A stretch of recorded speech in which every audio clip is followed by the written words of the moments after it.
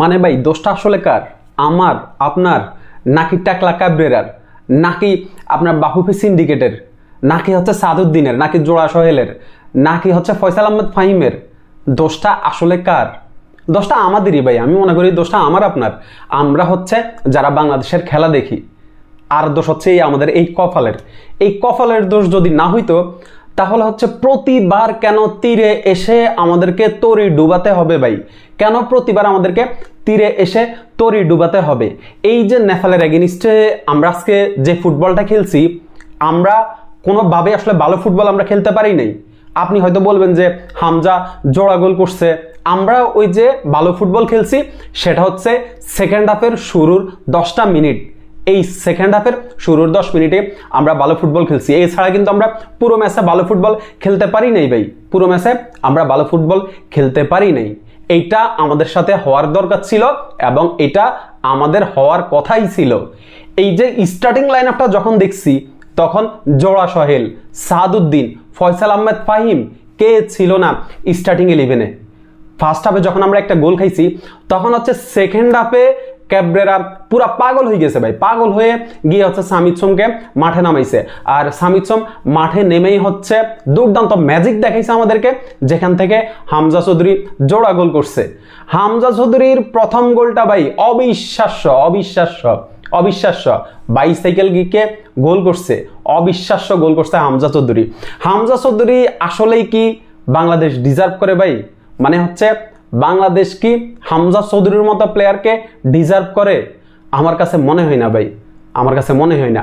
এই যে জোড়া সোহেল, সাদউদ্দিন, শাকিল আহাদ তফু, ফয়সাল আহমেদ ফাহিম, এই প্লেয়ারগুলা কেন এখনো বাংলাদেশের স্কোয়াডে কেউ বলতে পারেন?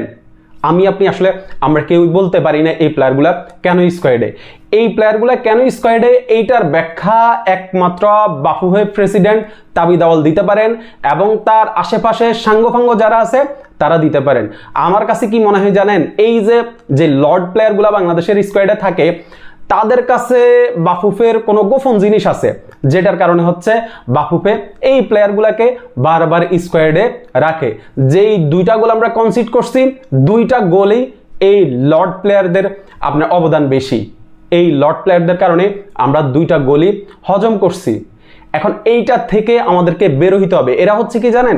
এরা হামজা চৌধুরীকে জাস্ট সামনে রাখে। হামজা চৌধুরীকে দিয়েই এরা হচ্ছে নিজেদের অনৈতিক কাজ যা আছে সবগুলো এরা চালিয়ে নিবে।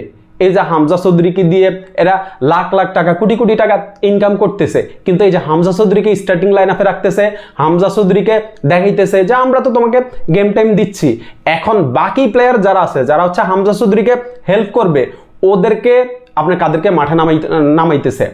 মানে হচ্ছে হামজা চৌধুরীর সাথে যারা আছে তারা কারা? তারা কারা? এরা তো হচ্ছে বাফুফের সিন্ডিকেটের প্লেয়ার, এটা আমরা সবাই জানি। এখন এই সিন্ডিকেটটা যদি আসলে বন্ধ করা না হয় তাহলে হচ্ছে হামজা চৌধুরীকে দিয়ে আসলে কিছুই হবে না। হামজা চৌধুরী একা কিছুই করতে পারবে না। এই যে হামজা চৌধুরী বাংলাদেশের জার্সিতে 5 ম্যাচে 4টা গোল করে ফেলছে ভাই, কিন্তু হামজা চৌধুরী ফার্স্ট হাফে আমরা দেখছি সে পুরোপুরি নিচে খেলতেছে, কিন্তু সেকেন্ড হাফে গিয়ে আমরা দেখতেছি যে সে হচ্ছে একদম ডাইরেক্ট অপোজিশনের বক্সে খেলতেছে সে। এখন হামজা চৌধুরী কি এই রকম পজিশন প্রতি ম্যাচে আপনার কভার করতে পারবেন? হামজা চৌধুরীকে দিয়ে আপনি আর কত খাটাবেন? হামজা চৌধুরীকে দিয়ে আপনি আপনার ভুলগুলা কত আর আড়াল করবেন? এই যে হ্যাভিয়ার ক্যাবরেরাকে স্যাক করলেই এই সমস্যার সমাধান হবে না। হ্যাভিয়ার ক্যাবরেরার এত বড় সাহস নাই যে হচ্ছে বাফুফের সিন্ডিকেটের আপনার এই প্লেয়ারগুলোকে হ্যাভিয়ার ক্যাবরেরা একা হাতে সামলাইতেছে। এইখানে সবচেয়ে বড় সিন্ডিকেট হচ্ছে বাফুফে। বাফুফের কর্মকর্তারাই হচ্ছে সবচেয়ে বড় সিন্ডিকেট। এখানে হ্যাভিয়ার ক্যাবরেরাকে আপনি একা দোষ দিয়ে আসলে আমার মতে কোনো লাভ হবে না। হ্যাভিয়ার ক্যাবরেরা যা করতেছে এগুলা তার একার সিদ্ধান্তে করতেছে না। এইখানে বাফুফের আপনার সবার একদম সবার হাত আছে।